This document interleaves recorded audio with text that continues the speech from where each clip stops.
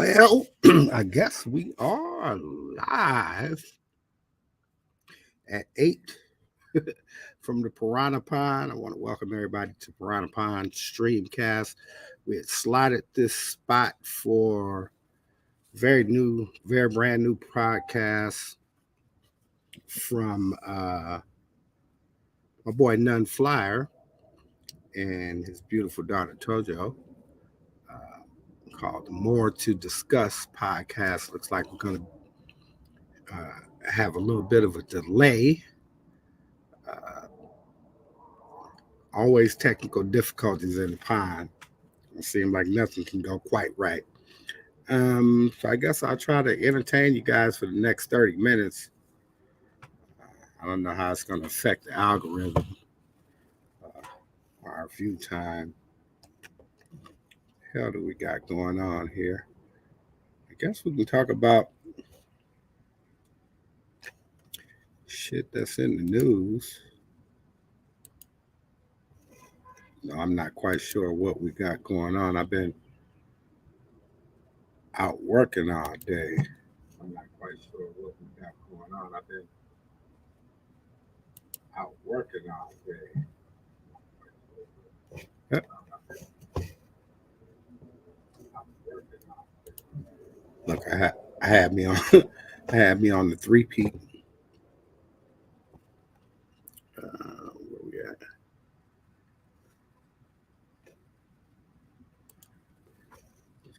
There. Y'all bear with me. I'm struggle streaming right now. Not prepared for this. I've been telling my boys that this podcast shit ain't as easy as just showing up. See if I can do it like that. There we go. See if we can get some YouTube up in space and see what's going on. We can talk about for 20 minutes or so. Tell NunFlyyer TOJO are ready to do their podcast.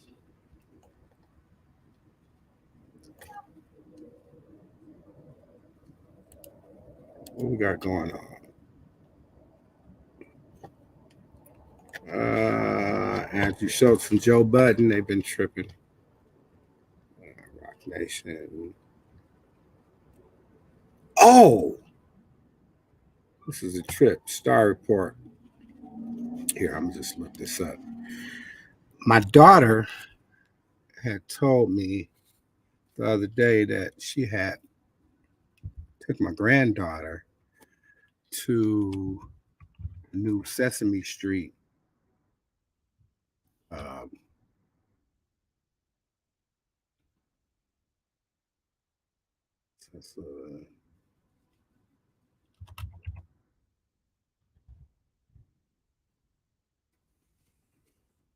It took it. She had took my granddaughter out to the new Sesame With Street Viator, hookup book your next adventure with ease. in San Diego. Employees at Sesame. And she was saying that there was a big issue that one of the characters, for whatever reason, was ignoring the some black kids, right? Like they were supposed to be shaking hands or something, and ended up here. Let me just show you. Check this shit out. Place in Langhorne will now undergo special training as part of the park's response to a now viral video that was posted online over the weekend. You may have seen this video.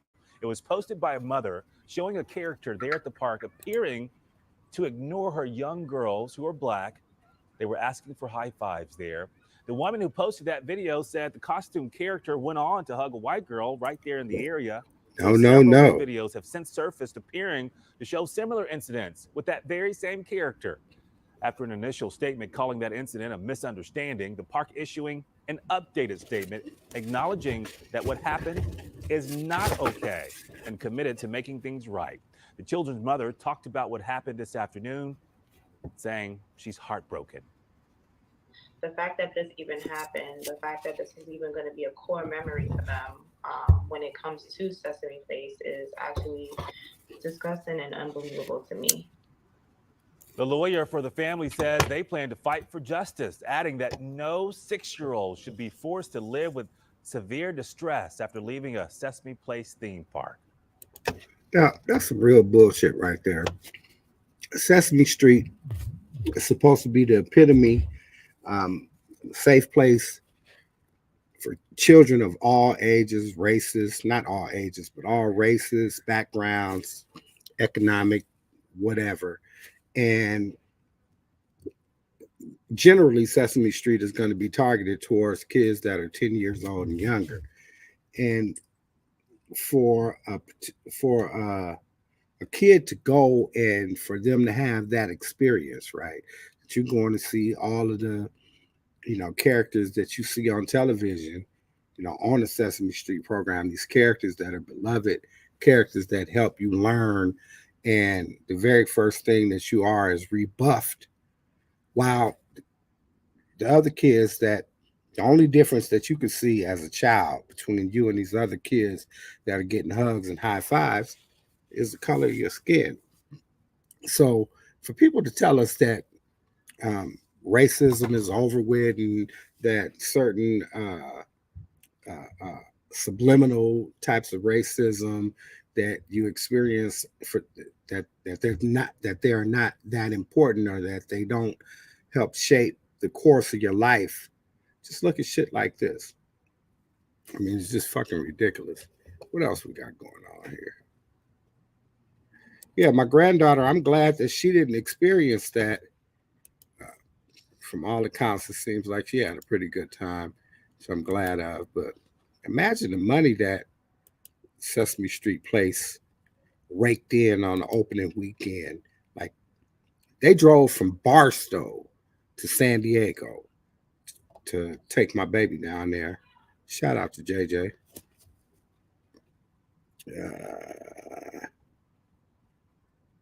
Monique have Netflix special? Whoa. With Monique in an upcoming stand-up comedy special for the streaming service, in addition to a new film, The Deliverance, that Lee Daniels is directing. As we all know, for the last 3 years, the Queen of Comedy has been involved in a lawsuit with Netflix after claiming that the network opened their conversation with a discriminatory low offer, didn't follow through with good faith negotiations, and shut down any further conversation as a result of retaliation.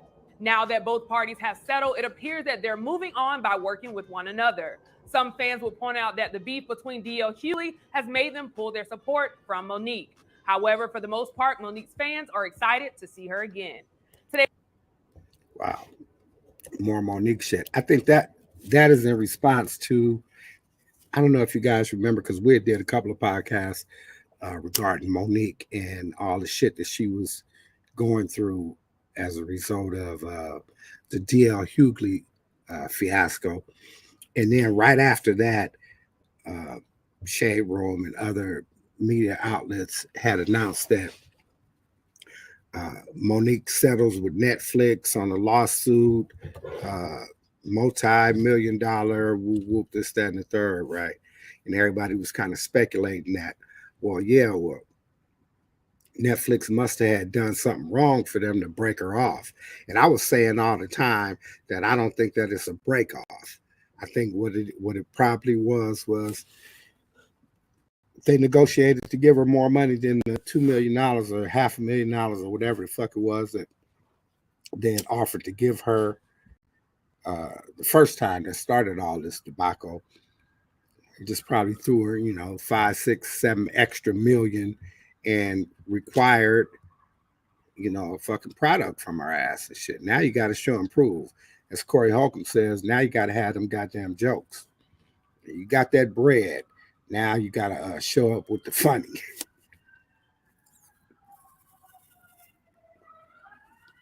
I don't know what's up with Frankly NunFlyyer. Looked like he should have jumped in at least by this time.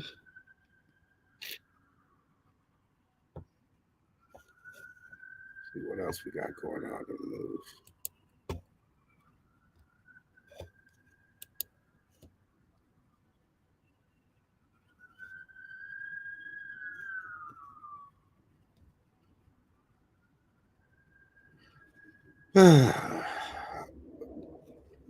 Boosie got hemmed up by the police.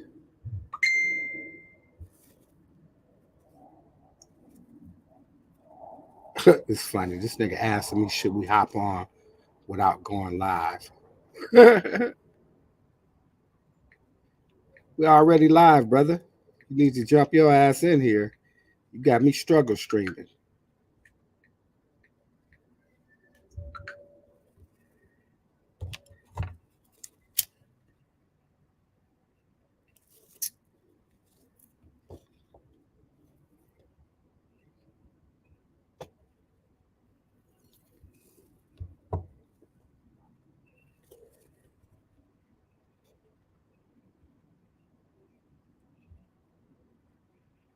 What else is going on?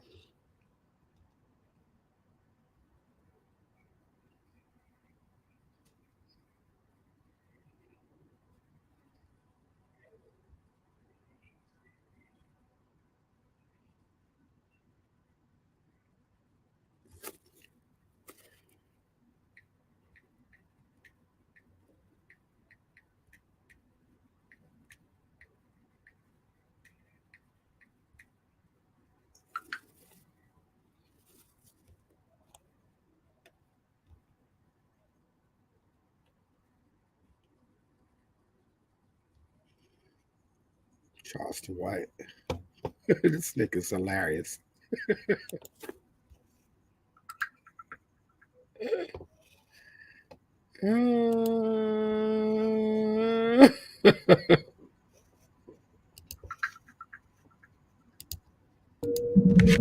Shout out to St. Cheese.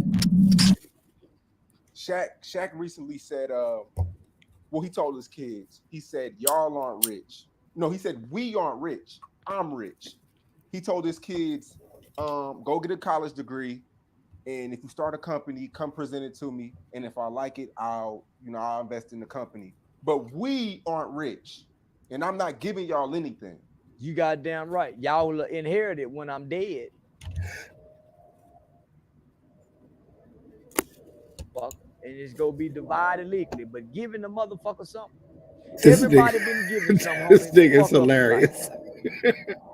Every motherfucking rich kid fuck up in life. They don't appreciate nothing. They're not empathetic. They don't have, no, man. So you make a motherfucker earn something. Even that nigga laying next to you is supposed to have a business idea that he promoting to somebody. Baby, this I got this business idea, baby. Yeah, square business. My son done wrecked 3 cars. So I'm like, Shaq, nigga, we ain't got shit. Nigga, when we pull up at the drive-thru, we got separate orders now. Yeah, me and my son pull up at the drive-thru, we got separate orders. This nigga right here, if y'all don't know who Charleston White is, right? Charleston White is, what can I call him? He is ex-street dude turned street activist and quite a character in terms of being hella disrespectful and saying the most outlandish shit. It's been going viral for the last 2 years or so. What I will say about Charleston White is he makes good points sometimes, right? But the way that he goes about them and the examples that he uses and the way this motherfucker, the way he talks, man, is just so outlandish. Let's check him out. Yeah, y'all, I did it on live yesterday. Nigga, he got one thing and my shit cost $1 and something. But I made sure it was separate order. No, you pay for yours, I pay for mine, nigga. Then when he paid for the food, when I paid for mine, he said, well, Dad, I would have paid for yours. You didn't say that in the beginning, nigga. Yeah, you didn't say that. So you agree with Shaq? Like a motherfucker. My mama did me like that, nigga. That's what woke me up. Oh, okay. So this nigga finally popped in. What's up, Mr. NunFlyyer? What up? Man, I was on the whole under the impression you was gonna start and stop the whole shit over. I hopped on just to be hopping on to be in. I didn't even know that.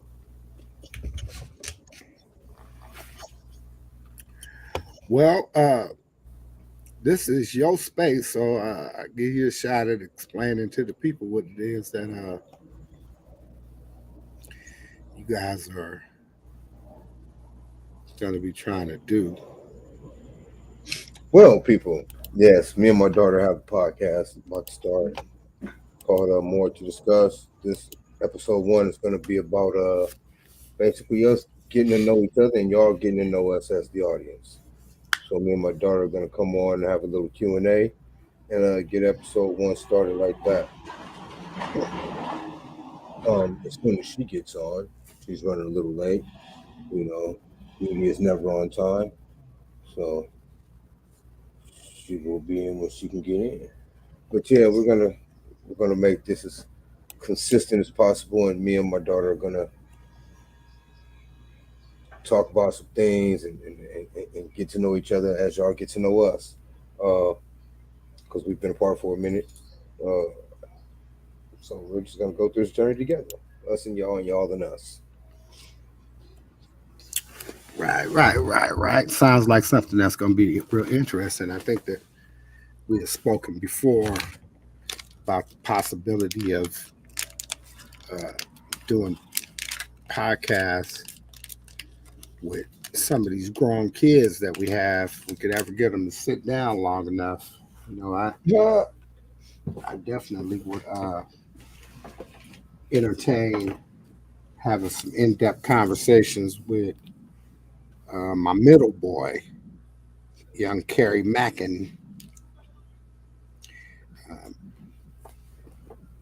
just kind of getting the younger niggas' perspective on some of the shit that we talk about on the podcast, as well as just some of my overall viewpoints on life, love, culture, finances, all that shit.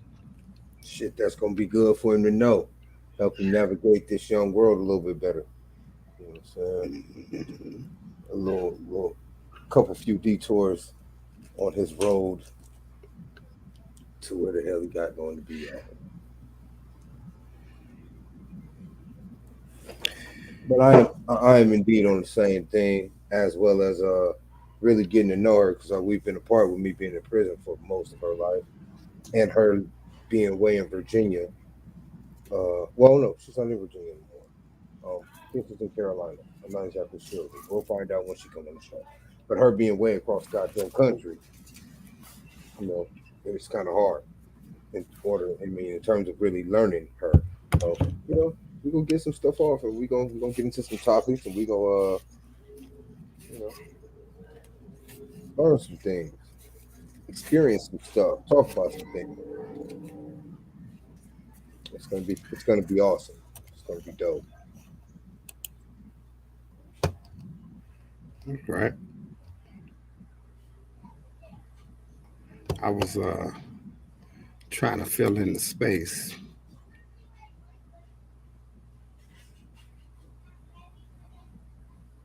Did you send her the link through the text? What? Did you send her the link through the text? Through what text? Okay, so I sent you her number through the. Why you just didn't send her the link, bro? I can do that, huh? Because I don't. Nigga, I've been struggle streaming by myself trying to fill in this hole for the last 20 minutes. Now I'm finished. I ain't been looking at no fucking telephone. Yeah, other than to tell you that I'm struggle streaming by myself. I forgot I'll be having this type of action.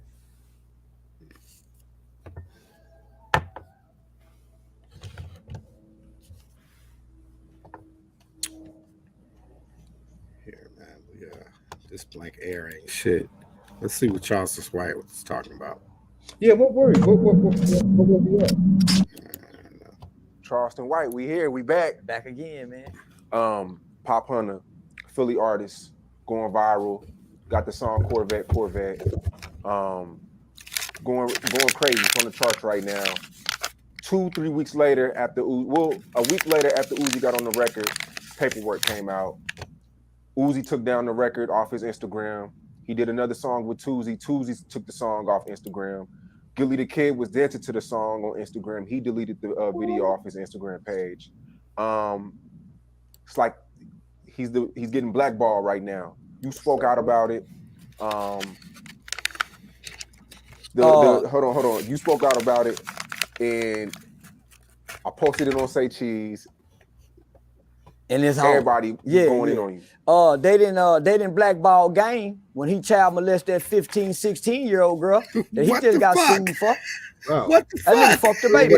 Wait, hold up. When did he do all that? And got sued and lost. They had evidence and showed. Why are you all? Why you putting that man business all out there in the streets like that, bro? Come on. And it ain't right. That ain't what happened either, right? Man, this nigga just be on it, and he be on some bullshit too. That nigga be on some straight bullshit. That nigga Charleston White, man, he don't be playing. What up, Junebug?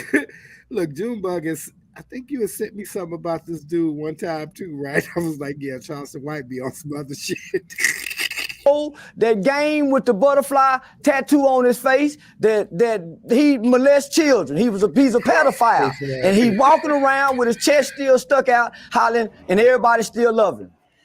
Right? So, well, let me keep going. No, boy, when Kobe Bryant went up there in Denver to get that old knee fixed, and that old white girl took him on a tour, and he went up there and gave that white girl some of that nigga's torpedo without no rub on. He just, I'm sorry with the young girl here, but listen, he give her that torpedo, and the boy didn't use protection.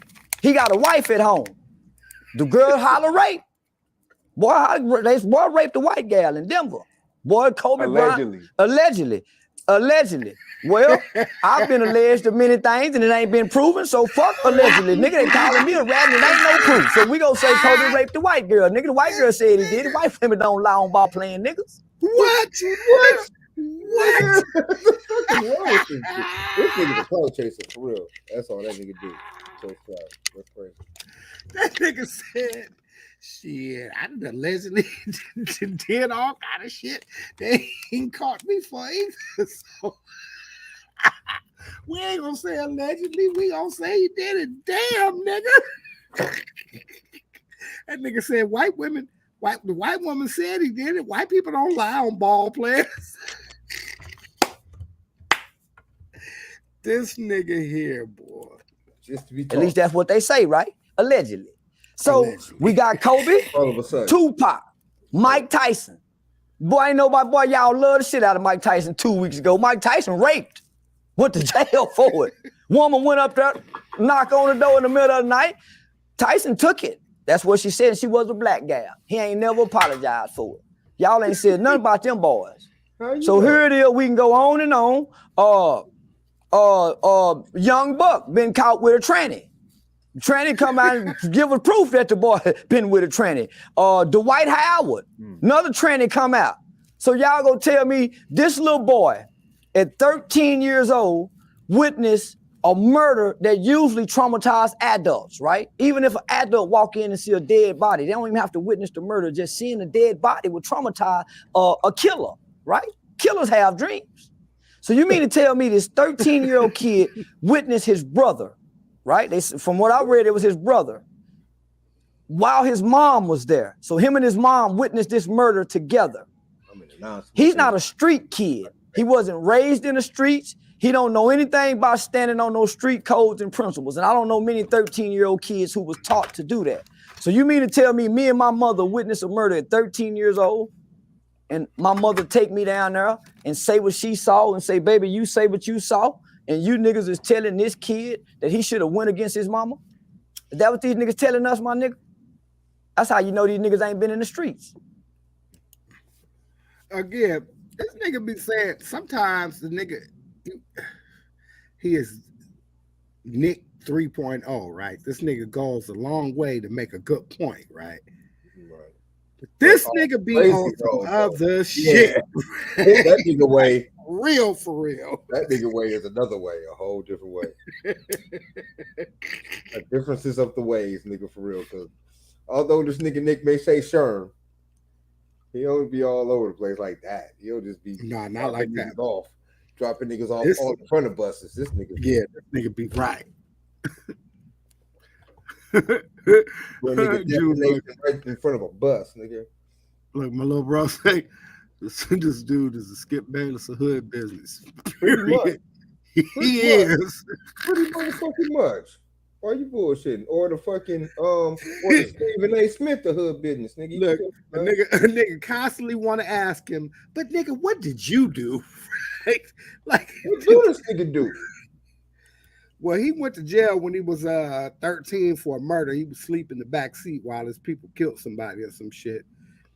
And then he said something one time about when he was in the street, they used to rape white women. That was their thing because the white women was the prize. I was like, nigga, what? Hey, yeah, and that ain't no allegedly, huh? He didn't allegedly after that. He just let the court No, sort wasn't no allegedly. He just let the court sort that shit out. That's why I hate these niggas. That's how you know these niggas ain't been in the streets. I ain't never heard this kid song, Corvette, Corvette. I ain't even finna go listen to that bullshit. I don't even know who the little boy is. Don't know nothing about the little boy. My right hand to God, I ain't never heard a Uzi Vert song that I can say that's Uzi Vert. But I know he a sissified looking nigga that put fingernail polish on his motherfucking nails and wear dresses. How you gonna talk about something, nigga? Most you niggas, man, come on, homie. They ain't never witnessed no killing to say what they would or won't do. Whack 100 spoke on it. Whack 100 in Game is the best of friends, and Game is a known, proven pedophile child molester. Is he though? So we gonna embrace the child molesters, right? No. But and say, okay, that kid done something. How old is he now? About 20? He's 19. 19, 20? Yeah. Okay. He ain't done nothing since he been an adult. It's a whole lot of niggas got booted with their boy cousin and they was boys. And somebody caught them getting booted and had to tell them boys don't get booted. What? For real, homie. It's a nigga used to get booted with their girl cousin when they were kids, hunching. When the grown folks left you unsupervised with no parental supervision, the kids go off and get booted. Niggas ain't getting booted with their cousin grown, nigga talking about? I know some niggas here. They cousin stripping at the strip club, and she one of the baddest strippers, and they go try to get at her. I know some of her uncles try to go get at her. We ain't talking about that though, but we want to shame this kid for something he did with his mama. Man, I'm sick of these hip hop niggas. Get it, the kid. Uzi Vert. I don't even know who Uzi Vert is. He ain't never shot no Uzi to call himself Uzi Vert. He ain't no Uzi tote nigga. He ain't the nigga known in the neighborhood for the Uzi. How he get the name Uzi Vert? We done get this nigga paid. I hate these rapping niggas because the rapping niggas is imitating niggas like me who almost threw our life away for the bullshit. We realized we was tricked. I'm trying to tell the kid, listen, say nigga, y'all don't have to wait to get to the penitentiary to meet the real niggas who these niggas is emulating, and you go realize that these niggas done been tricked. Everybody, when they leave visitation in prison, get naked, kick their feet up, and spread their booty open so that white boy can look for contraband. All of us done it, nigga. They ain't telling the babies that part. So I'm saying, no, leave that boy alone, man. Let him rap. And don't try to kill his career, man. Because you niggas didn't get to be gangster as y'all was kids. Y'all didn't get... What you think With about all that, just to say, leave that man alone. Yeah, he was talking about the boy Pop Hunter supposedly told or some shit when he was a kid. Oh, yeah, I mean, leave that man alone, man. Y'all ain't been fucking around here worried about niggas telling. You niggas just get on motherfucking airwaves and tell on the niggas that's telling. Yeah, right. I was about to say that the penalty for testifying in court is the niggas gonna tell on you on social media. Right. Just so everybody know you a snitch, so Right. they can still fuck with you. And ain't nobody gonna do nothing to you. Like, right, nigga, ain't nobody gonna touch you. Move around, do all your shit. The fuck, bro? You know what I'm saying? The fuck, bro? What does this world come to? The internet, But you know what? are among us. He brings up an interesting concept, right? For niggas like us that come from a cold. And what it makes me think of is the Bosco 100 situation, right? So Bosco and his mom did an interview some years ago, a few years ago or whatever, when he was first kind of blowing up. Somebody was interviewing him sitting on the front step, and his mom was saying, they were talking about, Inglewood kind of sucking a nigga up in the street shit, right? A young kid, right? And his mother was saying when he was 14, 15 years old. I don't know, however old he was, right? Might have been younger than that. She said, yeah, he witnessed a murder, right? And then she was like, and it was very traumatizing to him as a child, and having to go to the court and having to testify. But whoop, and niggas, caught that shit and was like, hold up, nigga. You supposed to be the super blood, nigga. What the, nigga, you Queen motherfucking Street Englewood Super B, right? Nigga, you got some telling in your history. And so what he did is that nigga came on social media, Clubhouse, really. And he addressed it, not addressed it, right? Like when niggas when niggas was like, nigga, whoop, nigga, you told, nigga, did you tell? Your mama said you told. This nigga was like, nigga, I was a witness, nigga. What did you mean told? Nigga, I was a kid. Nigga. I ain't know nothing about no street shit, nigga. I was just a witness. And he was really kind of making a point of distinguishing between what this nigga just said. You a kid, nigga. Your mama is taking you by the scruff of your neck to the police station. Tell them people what happened. Right. Now, you 16, 17 or whatever, nigga, you in these streets, right? Like, nigga, from the beginning, I ain't seen shit, right? Nigga, you don't even stay for the police to ask no fucking questions, right? Nigga, try to watch the scene from across the street or something. But as a kid who, nigga, you supposed to do what your mama tell you to do, nigga. And I remember another scenario like that where, two scenarios where a nigga got slumped and the nigga's sibling told the dad, yeah, whoop-de-whoop, people talk about my brother killed such and such. And the dad was like, oh, nigga, we going down there. You know what I'm saying? Like, if you ain't did it, nigga, explain to the people what the fuck, why your name coming up type of shit. Nigga end up in YA, right? Nigga end up with juvenile life and shit, right? That type of shit only happened if you did it, though. Yeah, but in terms of, a motherfucker like listening to your parents at that young of an age, 12, 13, and your parents not in the fucking streets like that, you know what I'm saying? Unless you got street parents.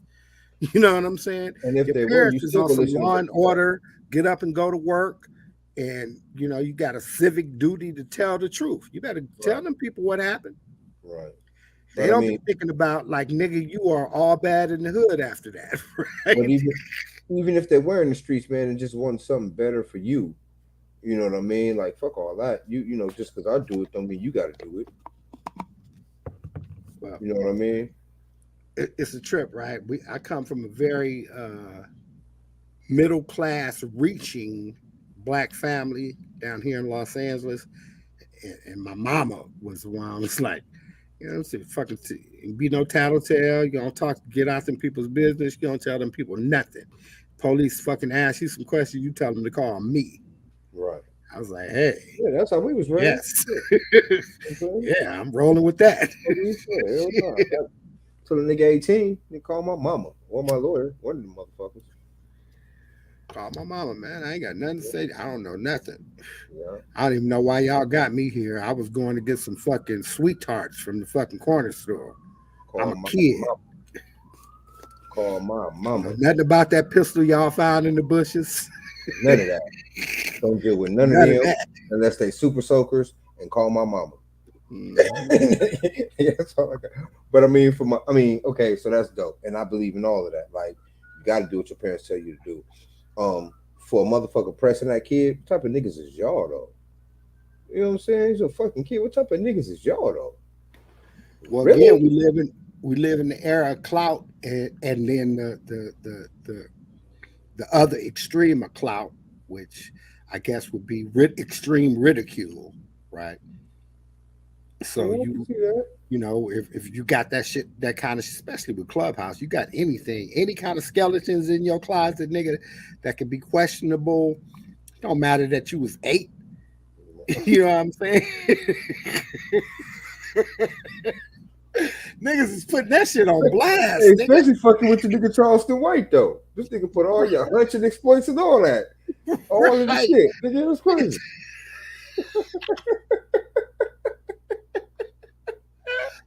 Fucking Yeah. hilarious. The nigga can't even get his baby hunch on without this nigga. Nigga, mind your business, nigga. Mad because you wasn't hunching, nigga. You find something else. This nigga Charleston White is That's hilarious. good. So, but for real, leave them kids alone, man. Leave the motherfucking kids alone. You niggas is grown. Y'all want to talk about some shit, talk about some grown people shit. Leave them kids alone, man. Fuck that bullshit, man. Y'all niggas is crazy with that bullshit. Even if they is grown now.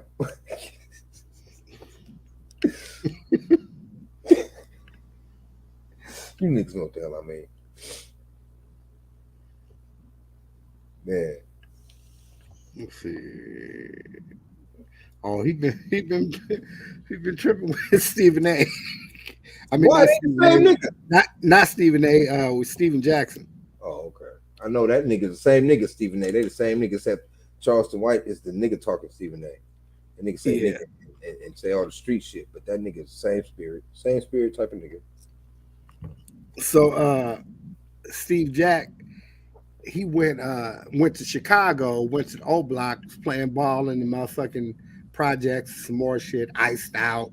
You know what I'm saying? Like with some real ones from over there or whatever, and posted the shit like, yeah, you niggas be talking about it, nigga. I'm really, nigga. This is what we really doing, nigga. This is what we own. Right. That's what we really on. Right. Everybody kind of has something to say about it, shit. Right. But let's see what this nigga has to say.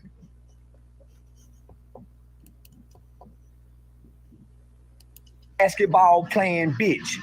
Nigga, you calling on who? Matter of fact, produce the paperwork. I'm a snitch, hoe ass nigga.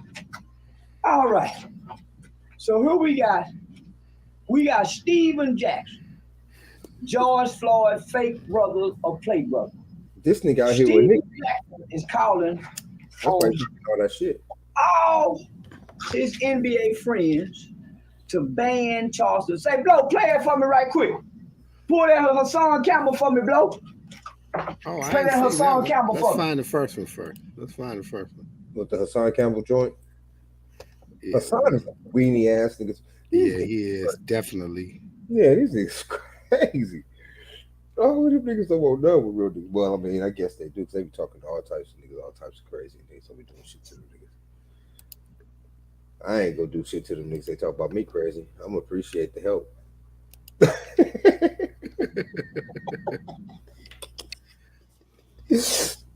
Oh, shit. Did you send her the link? Yeah, I sent her the link. She should be up and on, hopefully. Fucking kids. I love her though. It's my baby. Well, my baby in the first dynasty.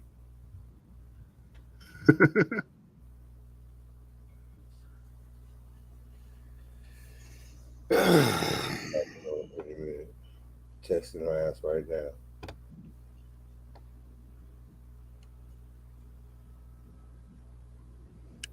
Okay, so did you find her Hassan Campbell joint?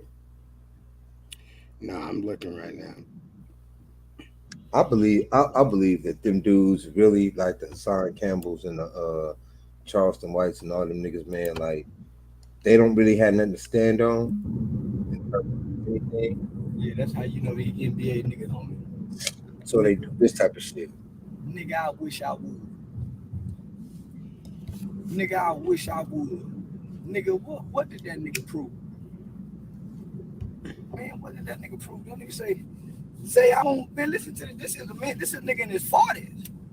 I'm checking in. Hey y'all, I'm checking in. Oh no, that was little nigga do. Nigga, no, you checking in. Nigga got you checking in.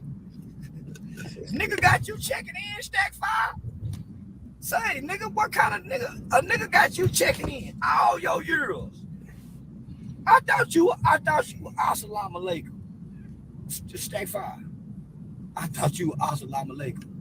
You just last year, nigga, you was in the dashiki with the kufis on. This nigga done went from kufi, dashiki wearing, and now he back with gang banging. Now, by the way, when was you ever a blood, nigga? Cause wasn't no bloods in Port Arthur. I know exactly where you from. I know your big homie King Shoe, Damon Wills. He rolling 30 crib. How you be blood, Jack Stack 5, and you was a jump shoot basketball playing, nigga? You false claim. Somebody check your resume. How you blood, nigga?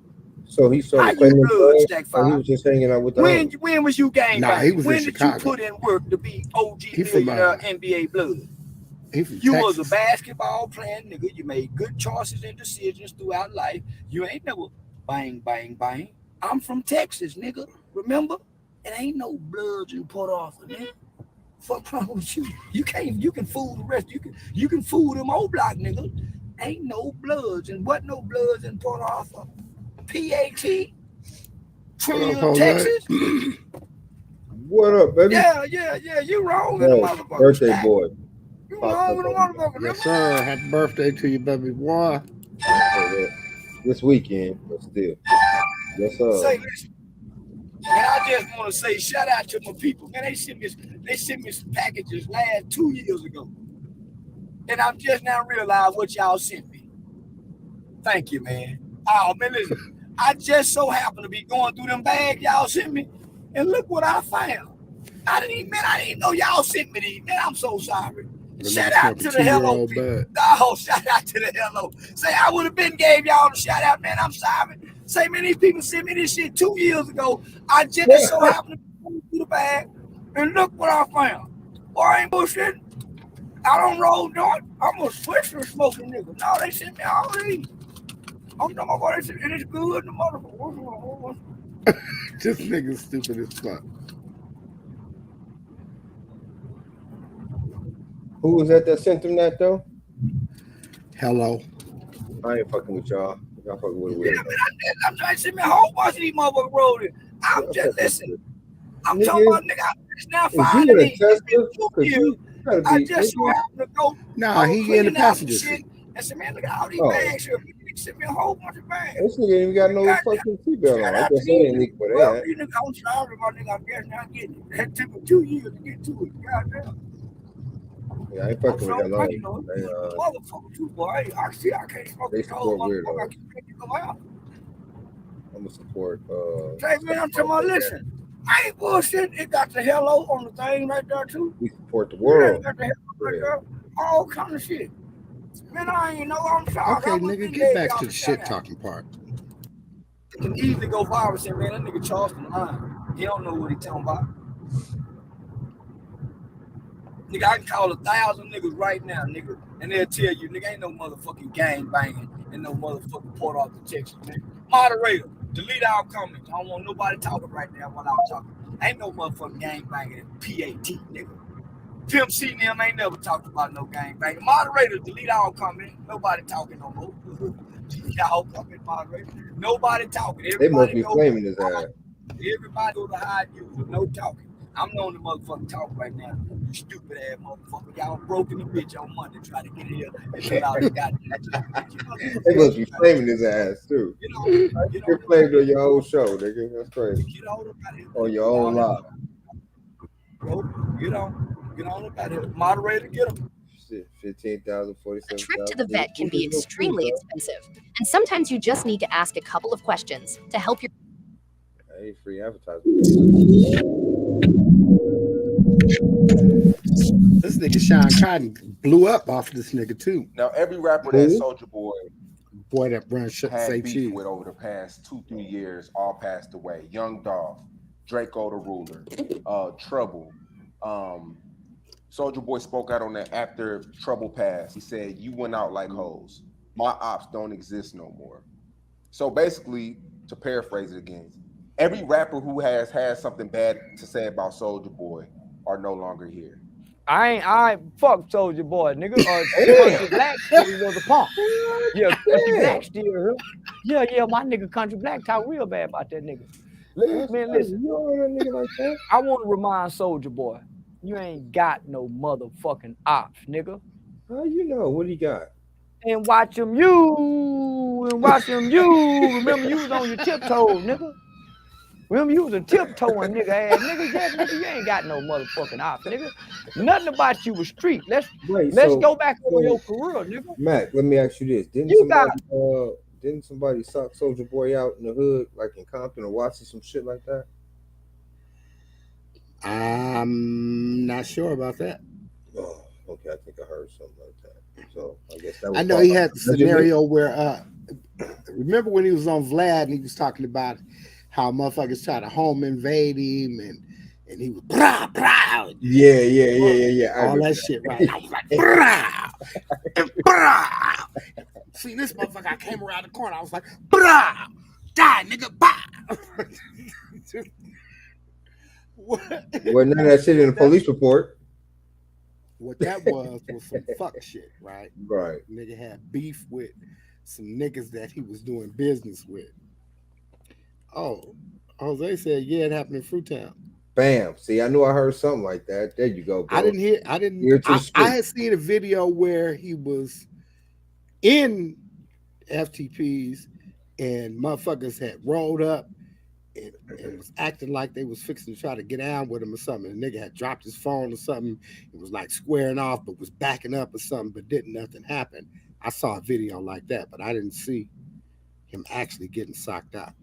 Yeah, I heard he got socked out real live though. Like they socked him out, took a chain and all the shit. Really? Yeah. Soulja Boy.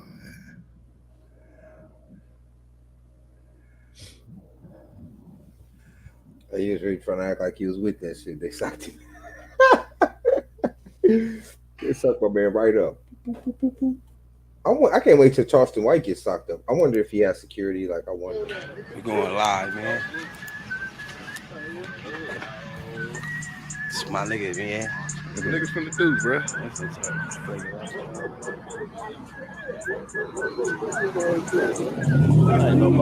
That's one of them old familiar looking ass niggas right there. With a Pro Club hoodie, pull over. That nigga look familiar. Like a nigga bought that motherfucker from Tehachapi. Right from the corner. I got it, man. Look familiar as shit though. This nigga Soulja Boy in the hood. Blood finally in the hood, so blood popped up, blood. I said blood popped Niggas up. know what's happening. On Pyro, yeah, I'm in the field. For real, for real. Yeah, man. Bro, you ain't got no flag. Don't let keep that. Straight the fuck up.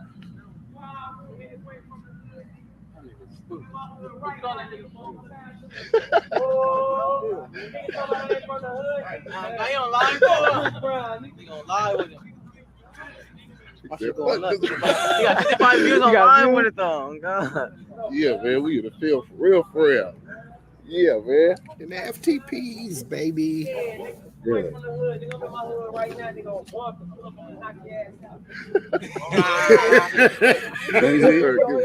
wonder how much this cost this nigga. Niggas going live right now, blood. We got the Fruit Towns in the building. Pyro. Nigga, who is that Don't right let there? Mac. Y'all know who it is, nigga. Don't Yo, let Draco, Mac. nigga. Don't One hit a quarter, nigga. One hit a quarter, nigga. Whoa, super. Nigga, we live right now in the Fruitas, man. Baby Handles coming live and exclusive, nigga. Tuna fish dinner, nigga. Don't forget your Nigga, ride, my though. nigga Terrell, nigga.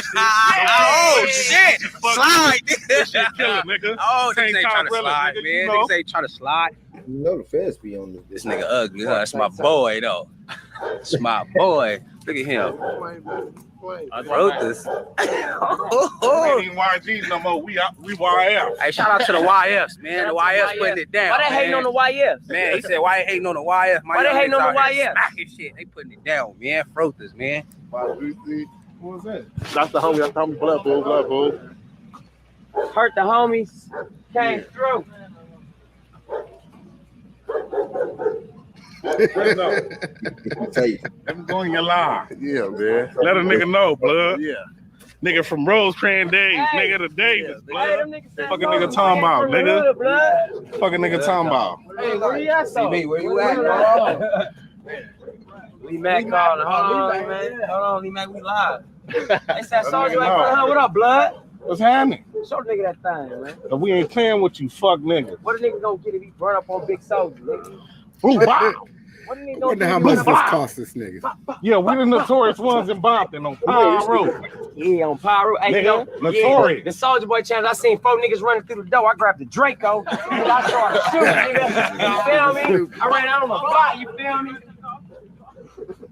Soldier Boy challenge beats nuts, nigga. Hey, this is the Soldier Boy challenge. Come to my hood and say all that shit y'all saying. On Power Road. That's the Soldier Boy. And the rest of these Boston niggas that got animosity towards the hood on Power Road, come to the hood, blood. Fuck Y'all Chris feeling Brown. some type of way? Fuck Chris Brown. You mad because I fucked your bitch, nigga? Come get your hoe because she choose. You got to check in anyway, nigga. Mark anyway. Pussy. You got us fucked up. Nigga, you gonna knock my big homie out, nigga. I'm catching phase for my big homie wet, nigga. You dig? These niggas. Yeah, go get a blunt, blood. Go get a blunt. Hey, man, Young hated 50 Hey, what's going on? Yeah, man. Nah, Young hated, nigga. Nigga, I'm a, hey. They say Soulja ain't from the hood. Get off me, though. Get off me, though. What's happening in, bro? Hold on. Watch out, man. Who phone is this? My brother phone. That's my phone, nigga. That's my phone. Watch That's it. my phone. All right. That's what I'm saying. Yeah, better not be blood on froze, nigga. Cost that nigga phone. Bro, stop all that weird ass shit you got cracking nigga before I really knock you out, nigga. Nigga, come on, bro. You wanna get down with it? What's up, blood? What's up, blood? Power room, nigga. What's happening, nigga? Yeah, hold on, this is real, blood. Hold on. But I fuck with him, he just put power room. Oh, to the fight part. Right, what happened to that part? What the hell? I'm telling you this. I didn't never. Okay. Let's see if this motherfucker got the real. Fuck Phil. Oh, Y'all know what the fuck going on, man. Fruit Town Power. We the real ones too. We the real ones. Who ain't from Fruits? Who ain't from Fruit Town? I'm walking through Brompton right now. I'm in my hood right now, nigga. Nigga, that's not your hood. Nigga, fuck Chris Brown talking about, nigga. Fuck Chris Brown, nigga. Pull up in the hood right now, nigga. Catch a fade, nigga. Fuck, nigga. Hey, look. Fruits. That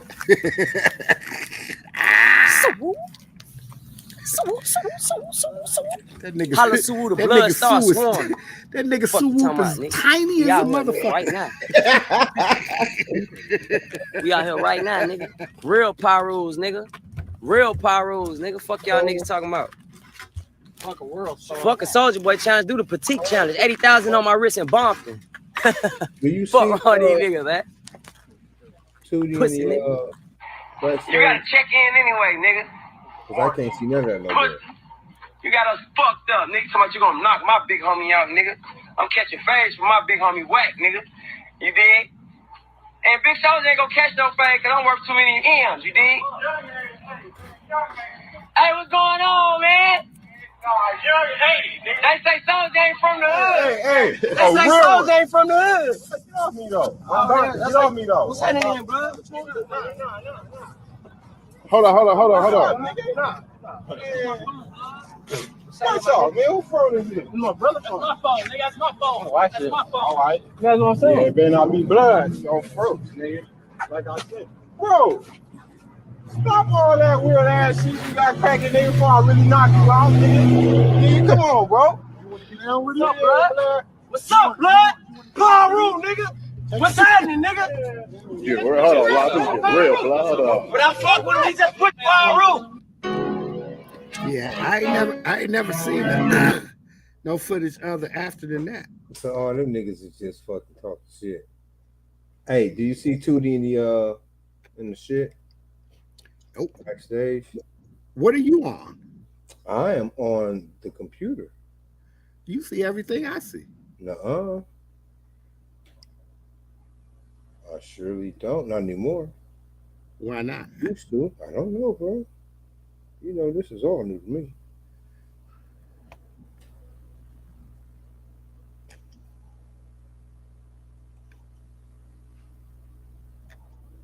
Because she said she was trying to get in. Nope.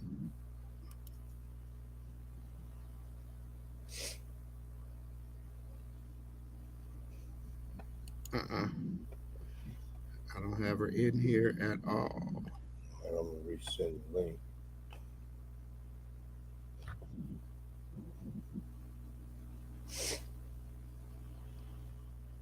Oh, I know why. Because you said the wrong shit. Yeah.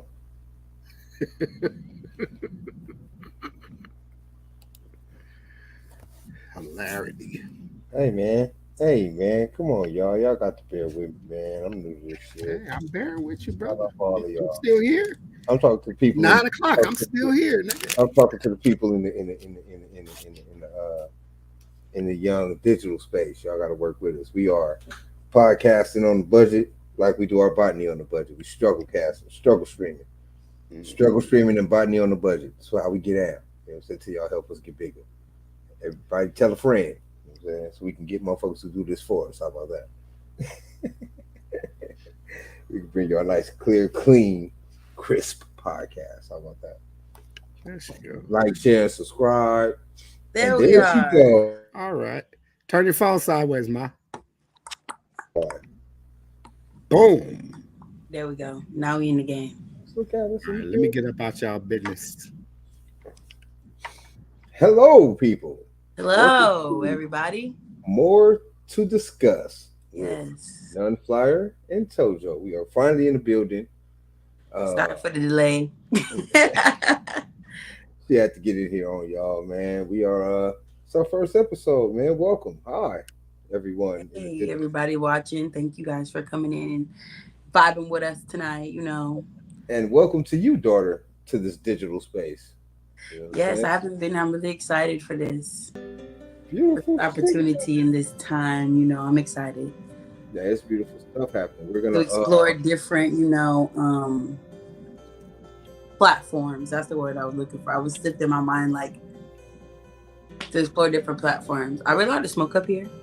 I mean, you can. I'm in a non-smoking area, but you can smoke all you need to. Okay, cool. We are legal. Can you hear me fine? Yes, ma'am. They're at this little mic right here. Baby mic. I'm Yeah. on the computer mic or headset. A little nugget. So how are you doing, beautiful? How was your day? I am doing great. My day was very busy. Very busy. My job was very, very busy today. I don't know. It was like everybody gets groceries way too much. They need to start growing their own food. It's too much. That would be a Way damn too good idea, though. Damn good idea. Hey! Oh, that's so my tonight- uncle. Yeah. Oh, I love that. They're all in the comments, man. We try to get support. Gotta love it, right? Yes. So tonight we are basically gonna introduce ourselves to you guys, man, as the host and beautiful co-host of More to Discuss. We're gonna go ahead and let y'all learn a little bit about us. Yes. I want to introduce myself. My name is NunFlyyer, and I am a Scorpio, born in October, about to be 44 years old, which is crazy because I don't feel it. You say you about to be 24 years old? 44. 20. You sound like you said 24, but go ahead. I'm gonna be 24 and you older than that.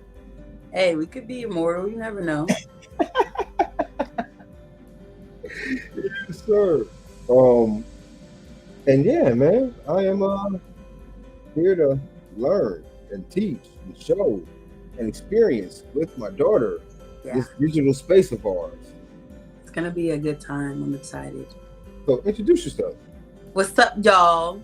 A lot of y'all probably viewing me, if your family know me as Tootie, but I am TOJO. I am 26 years old, and I am also a Scorpio like my dad, and blind like my dad, as you can see. Blind people stand up.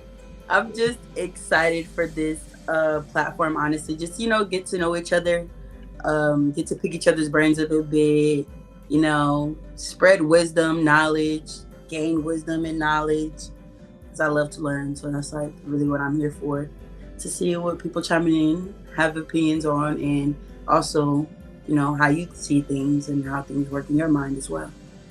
Yes, ma'am. Yes, ma'am. So I picked the topic for us, man. We're gonna have a little Q&A, and in this Q&A, or with this Q&A, do you want to start first? You got your questions ready? You ready to go? I am. I'm coming straight off the dome though, because I had a lot of questions I've been ready to ask you. So it's just here. It's here. It's already ready to go. But I kind of want you to start.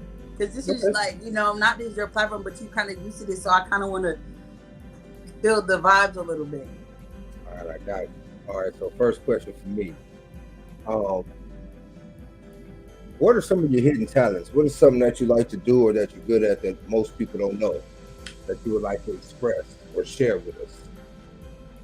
That's hard for me because I explore all of my talents. I don't really hide anything. I'm a very open book when it comes to like everything. I don't know if that's good or bad, but I explore everything. I'm down with everything. I knit. My mom calls me an old lady because I like to knit. I love to read. You know, I'm just naming things that people these days would say aren't normal for a person my age. So I like to knit. I like to read. I like to play race car games, and I hate video games, but race car games, yeah, pretty good at those. I find that a talent because I don't play video games, so you gotta be talented to play something good. You don't play game. You think you can get paid at it? Ooh, I don't know if I'm that good. I mean, I just got a Lamborghini on Asphalt 9, so maybe I'm doing pretty good. Good. Lambos and all, maybe. Yeah, that's hard to get. My boyfriend was jealous. He was mad because I got it so fast. So. Tell him he can't drive it either. I don't think so. We're not doing that. Not at all. Okay. A question I have for you is about like your passion. Like, what outside of course, you know, doing podcasts and talking to people and enlightening people, are you passionate about? That's pretty much about it. Just, you know, my motto is feed the people, teach the people. So I'm all about dispensing information, man. And my goal is to help us as a people, you know, climb up out of this hole. Yeah. Be it monetarily or be it through information. I feel that that's a lot of the hold up is people are scared to disperse information, right? Yeah. They want to hold it and make people pay for it and hoard it, and I think that's ridiculous, especially amongst our people, because that's basically the thing that we need. A lot of shit that people take advantage of, we don't know how to take advantage of. A lot of it we don't even know exists until it exists. You know, and a lot of it, we created it and we brainwashed and don't remember it exists. Right, and the way that they hoard or the way that they exploit it leaves us out 100% of the time. So my goal is to make sure, at the very least, make sure you get the information, you know, as much as we can give it to you, because I think that'll help us out a lot, man. There's a lot of rich people that know how to get it, but don't teach us how to get it. Exactly. You know, they show their people, you know, and they'll hold seminars to make you pay $200, $300, $500, $600, $700 to get in, but they don't just give out the information, and that's why I try to stay in, not to be like funny, but like richer circles, because you really learn from these people and they will give you the gems. Like right. They will drop the gems to you if you close enough. So you gotta stay in that circle. Right. Position is everything. Position yes. yourself to succeed, even if that's positioning yourself around people to succeed or around successful people. Exactly. Good. All right. So, question 2: how do you feel about sports? I don't know the question. I don't feel about sports, actually. No feels at all. I think I played basketball one summer and was standing under the hoop and got hit in the head, and that was that for me. I don't like to run. I don't know. I feel like it's pointless. I don't really understand it. I don't know how the NFL gets paid so much just to run back and forth. I just don't get the strategy. It's dangerous as hell. It's just like, who want to just hurt themselves for fun? Like, I mean, I like to play fights, so I get it, but it's like, that's not the same thing. So it's like, nah, I don't feel for sports. It's one of those. I hope my kids are into the arts, because, yeah, no. Sports are pure competition, man. That's a beautiful way to express dominance. I guess. Yeah, I can see that. Beat a nigga up unless you're in boxing or UFC. See, I feel that, but I also don't feel that, because like, I'm not gonna let nobody punch me in my, you know, I don't know how much you pay me to do that. I don't know how much you pay me to do that. You can't have that. I don't know how much you could pay me to get. I don't like. No, it's just not gonna hurt me for money. Like, we're not doing that. Like, no. But it's a lot of money though. It goes down to like you being hurt for money. but you get compensated well for it, though. Very well. That's why it's like, I couldn't. I don't know. I couldn't. That's funny because I'm a consummate jockey. Like I do sports, all of the sports. I don't like it. But I guess I tried to get into it though. I tried, but it just definitely wasn't for me. Let's just say that. That is funny. All right, your turn. All right. Question number 2 for me. What made you want to get into doing tattoos? Do you know how to draw really well? Okay, so I got into tattoos as a means of basically supporting myself in prison without having to ask motherfucker for nothing. And I can draw pretty well. Pretty much draw anything I can see off the head. I can do it. It'll take me a minute, but I can do it. I can pretty much draw, what I want to draw. It's just a labor of love. Once you've done it a lot, or once you, because my interests slide because I know anything to do with the hands, I'm pretty much well at. Like I can build a house, I can paint you a house, like damn what you need. You know what I'm saying? So it's just one of those things that I slid into as a means of survival. Yeah. So it was basically like a skill I picked up. And I just happened to be able to draw. I can't say it's one of the things that anybody can do because I didn't know I can do it until I did it. But having that type of time and being in prison, definitely you could pick up on a few things for sure. I imagine. Definitely learn a thing or two about yourself. So yeah, basic survival maneuver though. Ended up being pretty alright with it. Okay. I just think it's funny because I can't even draw a stick figure. But really? I want to do tattoos. Like, I want to do it. Like, I like the art. I like the idea. I love them. But I can't draw. And it's like, are y'all going to trust me to just go off this stencil? Because, I could trace, oh, my God. You want me to trace something? It's like, I can trace. Like, I can make it an original. Like, I can do that. But if you want me to just take it from here, and then, nah, that's not gonna work. I can't do that. I think if I had to give you any pointers, or at least on drawing on what you see, pay attention to the depth of it. Like, try to draw it. Damn, okay. You lost me, like the depth. Yeah, I know.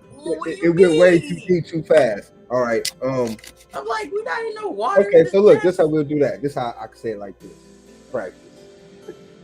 And that's what everything. That's why I feel like I want to do like tattoos on myself and stuff. That's why I can practice because. Well, no. Let's get the drawing thing down first. Let's get the drawing thing down first. All I need to do is stencil. Y'all have to understand. I can trace. I just need to. Okay, so what if the stencil wipe away? You can't keep reapplying, right? And that happens. The what? Yeah, it does happen. There has to be a way you can prevent that. We've been doing tattoos for way long and they ain't figured that out. People that do it just good at it. That's crazy. That's one of those things that you got to grow to know. Well, okay, practice. You know what I mean? I can draw an eye really good, like an eyeball. I can do that. You know what was good practice? Flowers. Try to draw some flowers. I'm pretty dope at drawing flowers. Detailed as possible. Okay, no. They're very cartoonized flowers. With like turtles or some easy animal that you can, like a horse. No hair and none of that shit. Take the same depth that you use in flowers to draw and try to draw a horse with that same depth. And basically you apply that to pretty much anything. But anything I try, I perfect it and I'm right. That's kind of like me. So it's like I feel like I could do it. I just, like you said, it's gonna take that practice because that's it. That's all. If I was to draw something for you right now, if we were to play like charades, like drawing with friends, you would not know what I'm drawing. Oh, you wouldn't know. Yeah, you wouldn't know. You would be like, Tootie, what is this? It'd be the type of shit that you just sit there one day, like if you have a vase in your house. And whatever flowers in the vase, you sit there and draw the whole vase with flowers. Just almost some I'm high. This is what I'm finna do. You know what I'm saying? And just tweak that shit. I don't know. I'll stick to the makeup. All right, yeah. And you're a hell of a makeup artist stick too. to Talk that. about that. Talk about that. Well, how'd you get into that? Outside of just being a girly girl. I've never been a girly girl. That's what's so funny. And I'm still not a girly girl. It's so funny. I feel like when I put on makeup, I'm in like a different I'm in like a different person when I do that. It's not me. Because I don't like that shit. Like I'm not like that. Like it's become a really big hobby for me. I picked it up because I like to be cute. And I started doing like little simple stuff. But you're not a girly girl though? But for work, like if I'm out, look. If I'm out, it's different. Like I don't have a girly personality, so I don't like classify myself as a girly because I'll be made up like lashes, everything, and I'm approach you like, "What's up, my nigga?" Like I'm still giving very much him, but I'm a her. So it's like I don't classify myself as a girly girl. That's why I say that. Aggressive but I like to look good, so I think it just started for me doing like really horrible eyeliner to like, girl, you look a mess. Then I got on YouTube where I started seeing people on like Instagram and YouTube. I can't really remember which one. And I was just infatuated how can you go from like to like in like 20 to 30 minutes? Like, how do you do something like that? And I just started watching people and practicing, like you said, practice. And now people feel like I'm so crazy good. I feel like I'm not as good as I can be, but people like hype me like I'm like the world's best makeup artist sometimes. And it's like, y'all, this is not even the best I can get. My God. I mean, I've seen some like stuff. I think it's pretty dope. I'm glad you mentioned it. Now we get to talk about it a little bit. Yeah, that's my style. Stick to that. That's where my creativeness comes out at. Except you're not jabbing motherfucking skin up. I like that, and I I'm into stuff like that though. Like I don't know why. I do my own. You'll probably be a dope henna artist. You'll probably be a dope henna artist. Yeah. That'd be dope. Yeah, I was thinking about getting some of that too. That's so crazy you said that, because yeah, I want to do some of my face. Yeah, that'd be dope though. You know, mistakes are easier to fix, but you're good with the makeup, so surface shit might be cool. Tattooing is a lot of depth perception, man. You don't want to get too deep and scar a nigga up like I did myself. Scar myself. That's the scary part about it. That's why I like stick and poke, because it's a little bit. It helps you understand that that depth of things. Right. But you got surface work on deck, so I think you kill some henna shit. Yeah, because I tried to do a little tat on myself. Y'all probably can't even see it. Yeah, no, it's nothing. It's like a plain slate. Yeah, no, but it's like right in here. It's red, but I have red undertones, so you're definitely not going to see it on camera. But yes, yeah, it's red. It's nice. You can't really see it, but my summer color is burgundy. I don't get black or brown. I get burgundy when I burn. That's what I'm saying. Like, I think I got that from you. So, was that your third question? Was my makeup your third question? Oh, yeah, that was my third question. Okay, so it's my turn again. No, all right, it wasn't. Scratch that. No, that was a cheat, but I'll let you have that. The tattoo was your second question. It is now my third question. Your third question, yes. Okay, man, what was my third question? No, what you got? Oh. Say, we should blow up in this young digital space. What would be your main focus in terms of what would you know to people? What would you want the people to recognize your work as? Like what do you want the people to appreciate from you in this digital space? Conversation and communication and just knowledge, like I said, because a lot of people nowadays, like everyone texts, nobody wants to have like real deep conversations anymore. It's all about like cutting words in half, using slang for everything, like not even really putting knowledge behind the conversation that are had. It's just a whole bunch of nonsense. Like I want to really take a lot of stuff that I personally like learn about and like study, just do like spirituality all the way down to like food. You know what I'm saying? Like I want to be able to put that out there because I'm like a sponge at this point with so much different knowledge that I feel like the world needs to know. And I feel like it's people out here that's doing it, but it's not enough. And then some of the people that are doing it are getting caught up because they're doing too much of it. You know what I'm saying? So it's like, you gotta have that person or that platform with the healthy medium. And I feel like this is going to provide that, because we're not only going to be focused on those things, but those things will definitely get across to the nation. Because I love communicating. People don't be trying to communicate. Like, I'm like shaking right now when I said that. It was like, yes. Like, literally. The only way to get the people to know what you want them to know, to communicate. Literally. Only way. All right, good time. My turn now. Okay. I'm gonna turn the page to a little deep, but we're not gonna go too deep, okay? During your time in prison, do you feel like you experienced any like serious mental health issues? Okay, so yeah, right. That's kind of hard to answer because I don't know what that means. Like, okay, situation like that is more of a reactionary kind of thing as opposed to a mental thing, I guess. I don't know, because I feel like, let me put you where in my head I've been there so I can let you. Because I feel like, okay, because of course you're out and everything, you have the ability to sift through emotions differently, probably. But I feel like with being in somewhere, not necessarily like locked in, but like encaged so much of your life, like this separated is the one I look for, separated from everything. It's like, I don't know. I feel like I would go crazy. You would think so that, right? I just sort of like, you would think that, right? But the situation is such to where you kind of adapt to survive, and stand on the morals you were raised with. You know, be the nigga that you're supposed to be, and things will pretty much work itself out. But I did have to come to grips with a whole lot of bullshit that I've done in my past. Like I had crazy night terrors for a minute until I had to like sit up under that shit and really come to grips with, you know, bullshit that I did to lead myself to where I was at, right? And after I came to grips with that shit and fucking realized and accepted who I am and what the fuck was going on with me, and unless I change the shit, this was gonna be what's happening forever. Yeah. Yeah, this shit got a lot easier after that. You know what That's I mean? great. The demon was off my chest. I could get sleep. It was crazy. That's crazy. great. I guess that's it's like happening to like dealing with like trauma, basically. Like that was like you handling like trauma that you had experienced. Right. And that's why I don't get that, so that's good.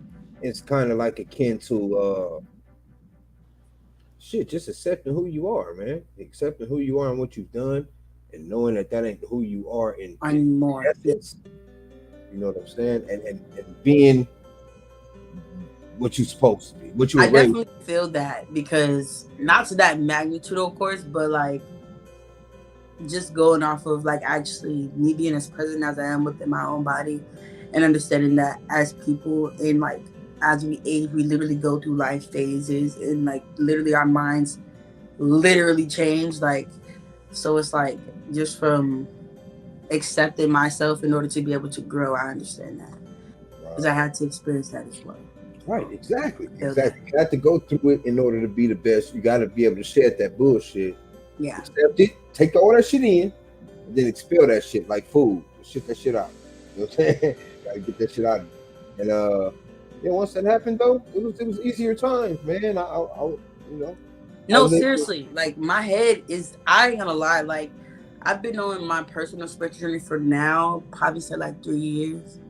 But I've only been on the, I wouldn't say easy part of it, where like I'm starting to really understand what I can say, like a year. But my mind doesn't race all day. I don't have constant thoughts. I don't reflect on my past anymore. And I'm just glad that I had that realization, like as in my 20s, so that when I get to my 30s and my 40s and my 50s, I can just coast and like actually build and not take from behind it, you know, like that. Because a lot of people do that still.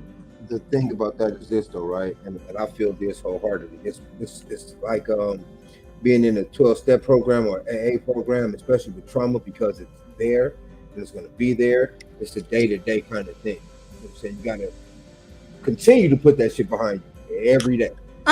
Man. Not when you release yourself from it, not necessarily. And I say that in a spiritual sense because our mind and our subconscious and all that shit is something that, of course, we control. So if you want to think about something, think about it. If you don't, you really don't. So it's like, it's really about understanding that power. And like, instead of thinking about, okay, let's just put it as a person that's like obese. The person say, I'm fat all day. Then you can keep feeding it. You know what I'm saying? But if you change that I'm fat to I'm healthy, and then magically a year later you lost 130 pounds, you don't understand why. It's because you changed that thought process. You changed that mental motivation towards I'm healthy versus I'm fat, I'm going to keep feeding. It's like one of those things. That's how I handle this. I just put a whole bunch of, I would say like positive like things instead of saying like, oh, I don't have. I'm like, girl, I'm rich. I probably don't even got $1, but I am the richest girl you ever met. Like, I be doing stuff like that. Like, I'm a firm believer. Train my mind. I'm a firm believer in words being incantations. That's why people speak shit into existence. Or they do.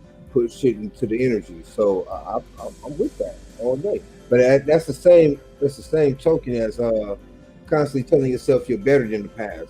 You know, some people use it as fuel.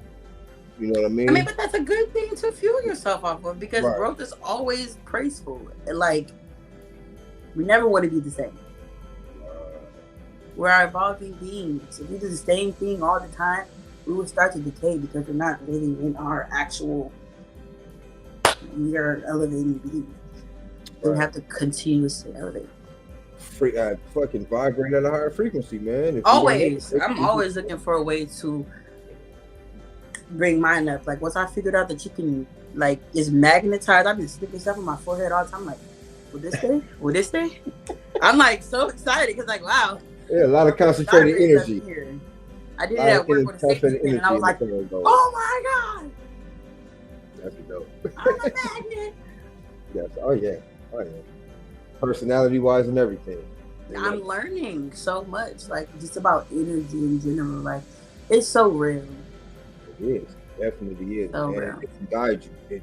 Once you learn to feel it from other people, once you learn to read rooms, not just the people in the room, but the energy of the room. Any other room of the like it's like the atmosphere. Like, if you walk into a room and you get that bad vibe, girl, walk out. Like, and I've always lived like that though. I feel like that's why I've stopped myself from being in a lot of situations. Like, I've left parties right before I got shot up. Just because I'm ready to go. You know what I'm saying? I have that knack too though. Okay, and always then I find out the shit. next day, oh girl, that thing got shot up. Wasn't you there? Girl, I was at home by then. Yeah. I was ready to go. I have that same sixth sense to miss all the good shit. Like, that's not good. I feel like that's why I ain't in nothing extra I don't need to be in because of my sixth sense. It's very strong. Yeah, it's so bad. Like, I can sit with somebody around me is just has an attitude. Like, it don't even have to have no facial expressions or anything. I can like feel ill intent in a way. Like, it's like, hey, when a motherfucker walk into the room that don't mean nobody no good. Yeah, it's like, oh shit. Who is that? Y'all know that person? Because I don't know about that person. It's so strong. Okay, so is that my question? No, that was your question because we went deep. So yeah. I'm gonna go fairly deep. Well, not really deep. This is more of a educational question for me. Okay. Why no college? I went to trade school. Dental. Huh? Notice the pearly whites. Right. I went to trade school for dental. I actually didn't even take a leap year. I went straight out of high school. I graduated high school in 3 years, went straight to trade school, ended up being homeless, not being able to finish trade school. Then the school I went to ended up being not accredited. So I did all that stuff for no reason. But that's like why I never went back. But I definitely want to go to school. I want to be some sort of doctor. I kind of want to be a sex doctor. How does one doctor sex? How does one doctor sex? Well, it's more so like body language and communication, like energy. Like I I'm a learner, like I said. So a lot of people I work with are older people and they're married. And a lot of people lose that for their partner. Like, if you've been married for like 20 something years, 30 years, they be like, girl, we been sleeping in separate beds. I'm like, girl, what? And it don't be no love lost. It's just not there. So I want to be in a business where we keep it there because life is, that's how you create life.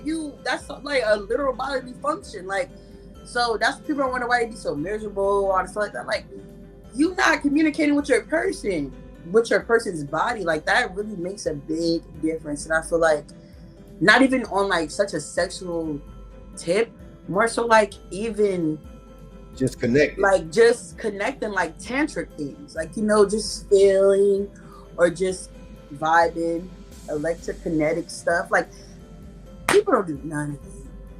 I mean, because people it's just so dry. And it's like, I want to bring it back because no one deserves to have that level of dryness in their life. People got to go to retreats to get that type of shit. No one does that. But that's the thing. It shouldn't be a retreatful thing because not everybody can afford that. I feel like it should be something that's a doctor like, hey, I'm just feeling really lost inside of this area in my life. They should be able to seek out for that kind of advice and help from a doctor. I mean, they have and they trust them. They have like some therapists, but everybody don't be scratching the surface like they need to.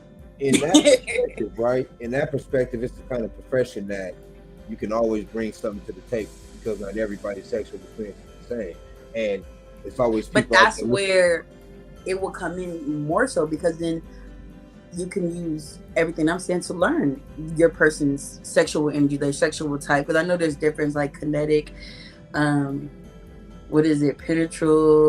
It's the energy one, and it's also a kinky one. Like, there's like different ways that people are sexual that gets misconstrued. That's why a lot of people don't connect as much as they should sometimes. Like the same as the different love languages, low key. Yeah, it's like that, but deeper. It's like really understanding like how to get your person going, how to get their energy rise up. Like, it's so great. And I just, like I said, I do a lot of learning about a lot of stuff because I'm finally in a happy, healthy relationship. So I'm trying to keep it that way. So I'm trying to learn everything that I can, communication wise, in every aspect, just to keep us like connected because so many people are here just in relationships. They're not actually in the relationship. Like, they're with the person, but they don't actually like that person. I don't want to get to that place. See, I'm trying to keep that light and beautiful in that area for sure. Because in the Piranha Pond, we also talk about communications between us and the sisterhood of black men, black women, and how we can better that. So that was a little side plug because communication is important for you on the right lane. Yes. Heck yeah. Let's talk about it too. Because that's why I want to talk to you, because I feel like, not to say that we don't connect, but we haven't really had that opportunity to fully connect as a father and daughter. That's why I was so excited for this opportunity, because it gives me a chance to get to know you better, get to know who from whence you came. Yeah, because I know all about my mama. We know that lady; she crazy, but I don't really know much about you. Yeah, that's why I thought it was dope that we did. I was happy you agreed to it because I think we can do a lot in this space. Yeah, not just for them, but for us too. You know what I'm saying? This could be and we're both very knowledgeable, and I feel like I can teach you, and I feel like you can teach me a lot as well. Definitely. So I feel like it's going to be definitely a back and forth, healthy. It's going to be fun. There's so much going on in the world that the bridge needs to be gapped between parent and child, but not kids as adults. Yeah. Especially when you weren't raised around them, and I know it's a lot of brothers who long for the ability to connect with their kids and don't have the opportunity because they're just not into the same shit. Exactly. You know what I'm saying? So I think this platform is a beautiful way to bridge that gap. Find out what you into. You know what I'm saying? Right. Or you can find out what I'm into. You never know where those paths cross. Yeah.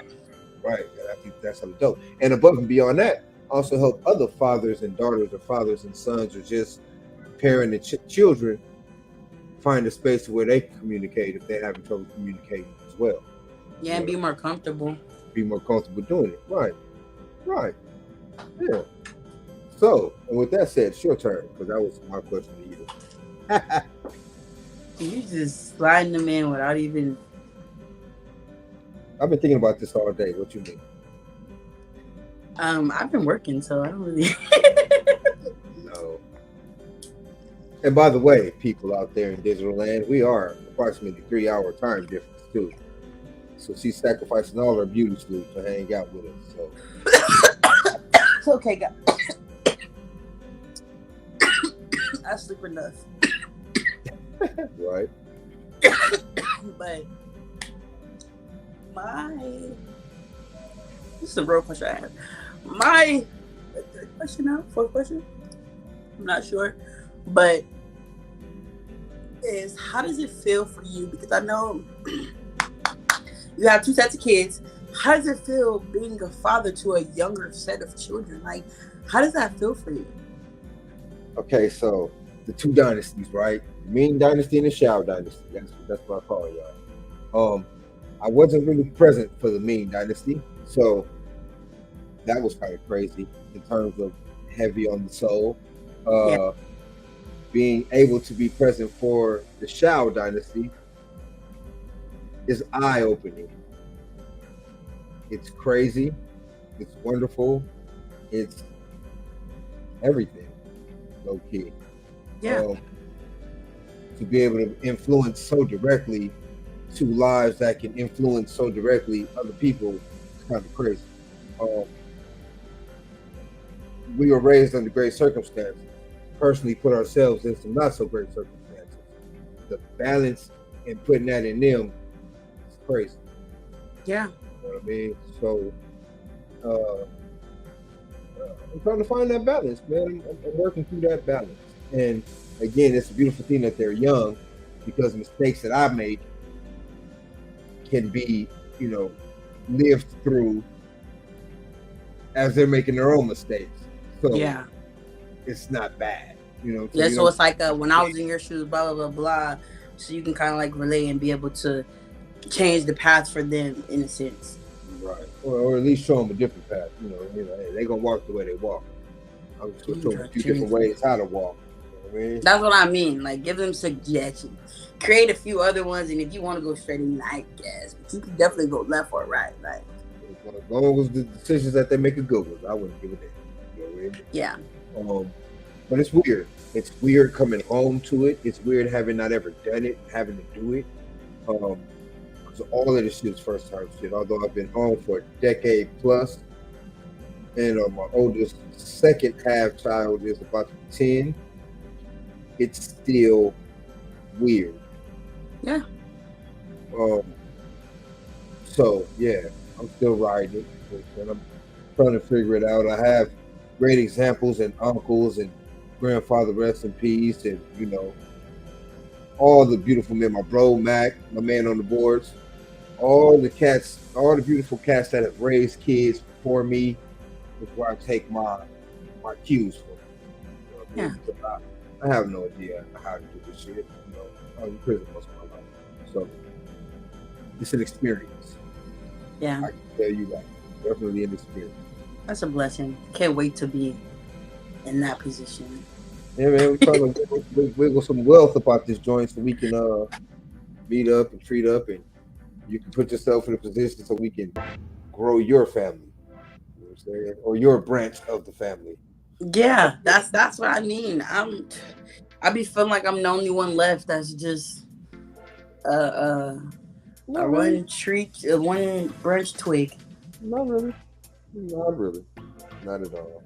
There's still a couple few of y'all out there that ain't got no kids. Is it? Because when I talk to my grandmother, I be like, you the only one. When I talk to my cousins, they be like, you the only one. And I'm like, okay, I get it. I'm the only one. We still got Dez and Dom out there. We got some other people out there. I don't know. Little Lolita out there with no kids. I'm getting told I'm the only one left. So I'm like, dang, like, you ain't gonna get a girl to like. There's a couple of them. But you can't. I feel like I'm a firm believer of just letting things happen as they happen. Like, right. I always tell myself I was gonna be rich when I became a mother, so I think that's what my life is giving me.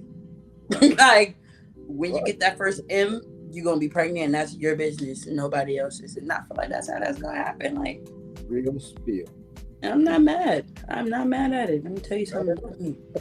I'm not mad at it either. All in its time. You know, Yep. I'm already a grandfather, so. Oh, I know you love that. I just want to express something. I'm a little sad that she got the twins because I wanted twins, but I'm happy for her. Like, I love them, but I be crying about it to myself because it's like,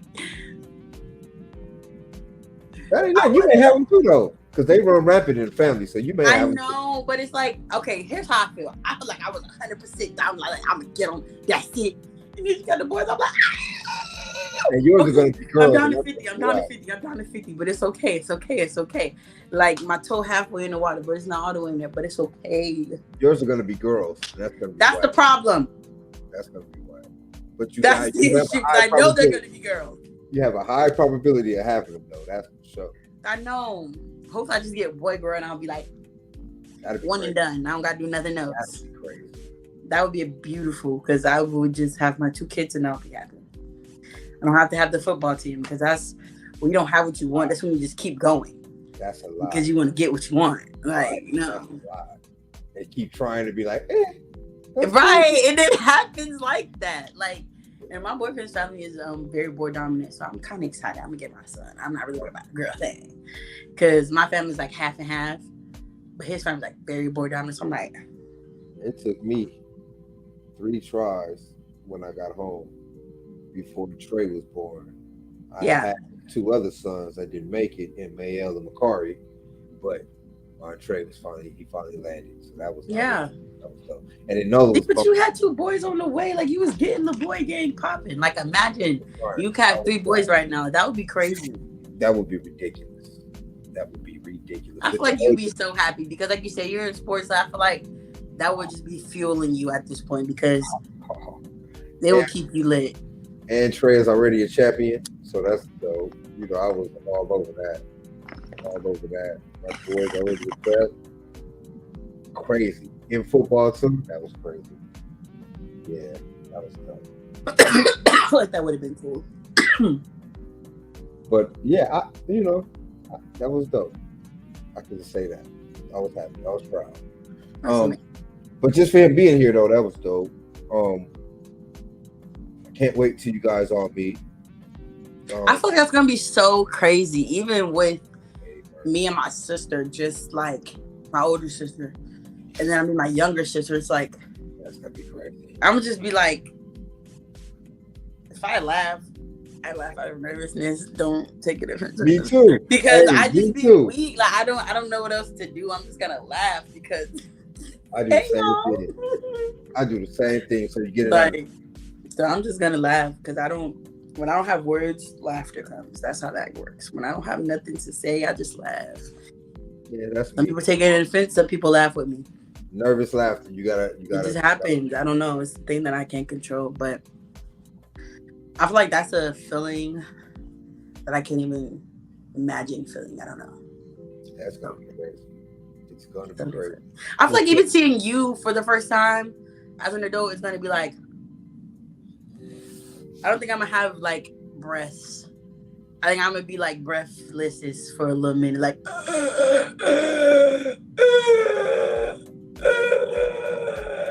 That's good. That's how I feel like I'm gonna be. Awesome. I feel like I'm gonna be like, wow, this is real okay. Because I'm one of those people. I be having this.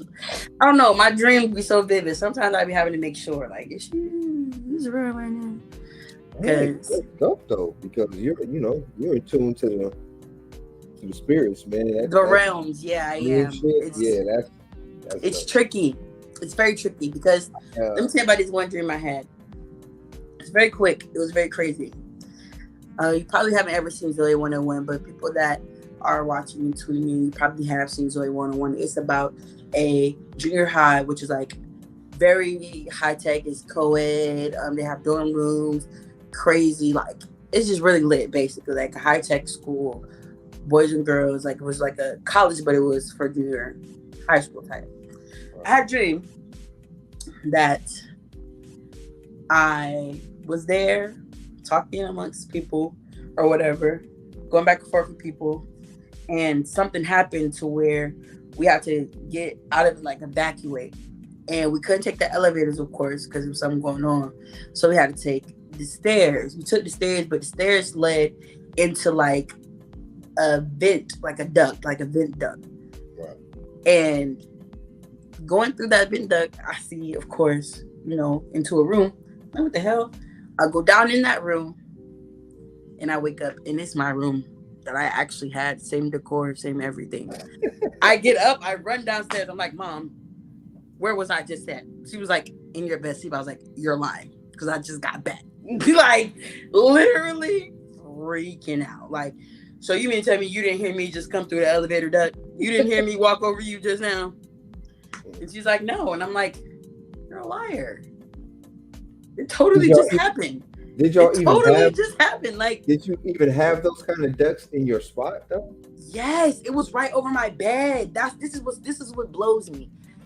When I'm walking in the duct and I look through the vent, it's my red bed sheet cover, my brown bed, my like wooden bed or whatever, my closet over here, my TV. I can see my whole room. That's what made me go into it, because it's familiar to me. Right. And when I got into it and touched my bed, I woke up in this realm. Like, bruh. See, that's crazy. Mom! It was I don't Thanksgiving. remember. I would never forget that, because it's like, I just got back here. You not love your child? How you not know I wasn't upstairs? Because you wasn't. Nah, You was upstairs in a whole nother dimension though. You was upstairs in a whole nother dimension though. I was gone, and that Mother is stairs. just so crazy to me, because I was a wild child. I ain't did nothing crazy as far as like, you know, legalized drug wise. I ain't do nothing. I was just asleep. And that I'd be really traveling. That's when I knew. That was like the first for real. I knew, like, yeah. I'd be out there. What's so crazy is that's literally how I got through prison. I was never there. That's a beautiful thing. I was never there. I was, man. That's amazing. Anywhere I could imagine to be, that's where I was. That's great. Fucking writing shit. Me and my bro, we was in the county. Quick story. We was in the hole together, and we used to take ourselves to just different planes. Man, we used to just run on cold ass storylines. Wherever he would leave off, I would pick up, and we would do this shit for hours. Like, we wasn't even in that shit. Like, that's how I got through the pen, man. Like, any chance I got, wasn't there.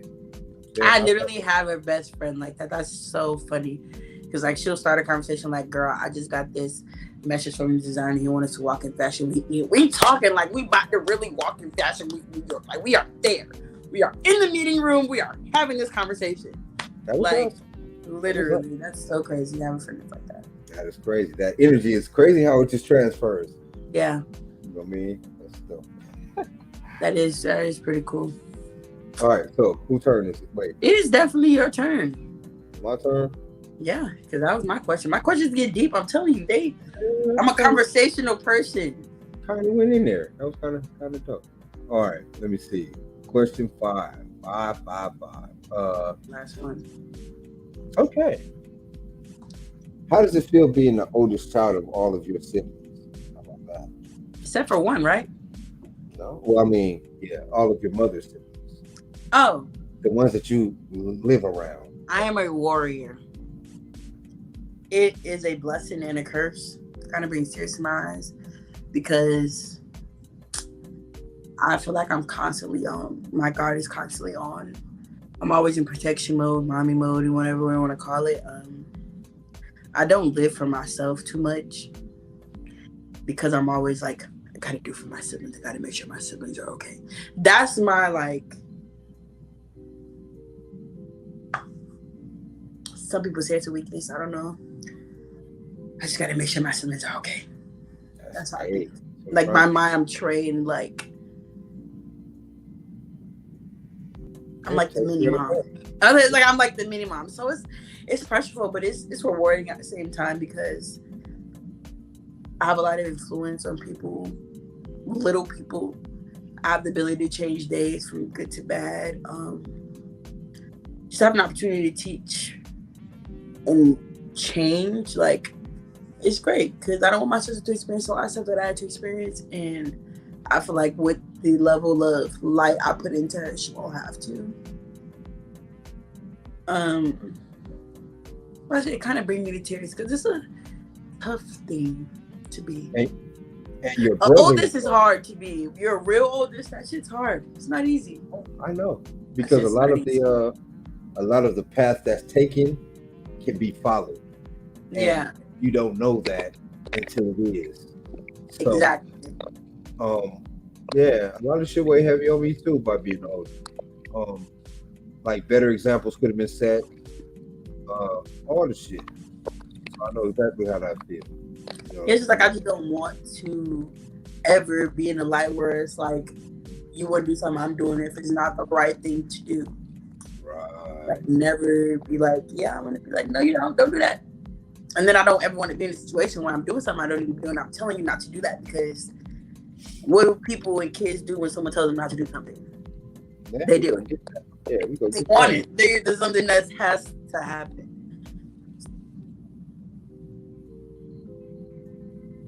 Well, okay, so she tapped out. Don't know how that happened. We lost her. Hopefully she can get back in ASAP. Oh, man. Black man though. Yeah, I don't know what happened to her. She just she was breaking up a little bit and then tapped out. Hopefully she'll log right back in.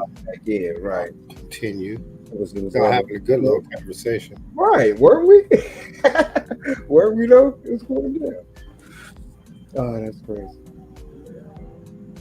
Yeah, it is amazing seeing her in all of her hurtness, all of her hurt glory, being grown in things. You know what I'm saying?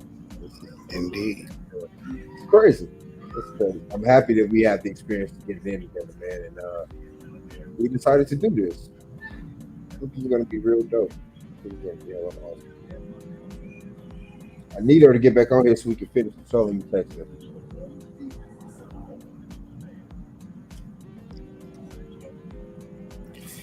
We waiting. Yeah, man.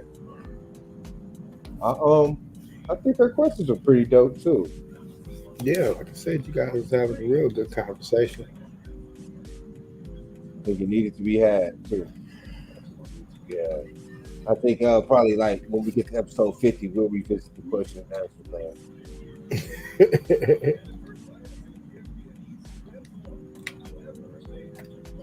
I'm in here dogging Porzingis out.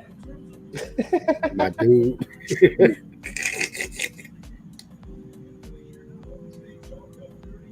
That's funny. This my big dude too, my 6'11" dude. You think he developed a jumper yet? Nah, you know what? He got a cool little mid range and shit, but you know, he a big man. This nigga don't shoot threes. They probably have like Shaq 3-point percentage and he's shooting 2 his whole career. Yeah, but they're shooting like 89% from the field and some shit like that. Coming in with the monster dunks.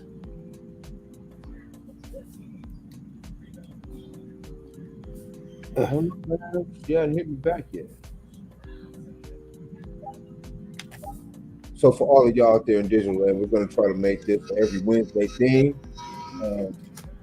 More to discuss, man. This is what we own now. Another addition to the Piranha Pond brand. So this is what we're coming to you from, live from the pond. More to discuss. Me and my daughter. We're going to have 3 more. I mean, we're going to have plenty more pretty good conversations. I hope you guys join us and join us in this journey, man. We're getting to learn each other. Y'all can learn us. We gonna learn y'all. I'm not getting a text for her coming back, so I guess we'll just end this episode. Episode 1 in the books, y'all. We did it. I wish she was here. No, that's crazy. Hey, all right. Well, we definitely will. Peace out and look forward to seeing y'all next Wednesday again.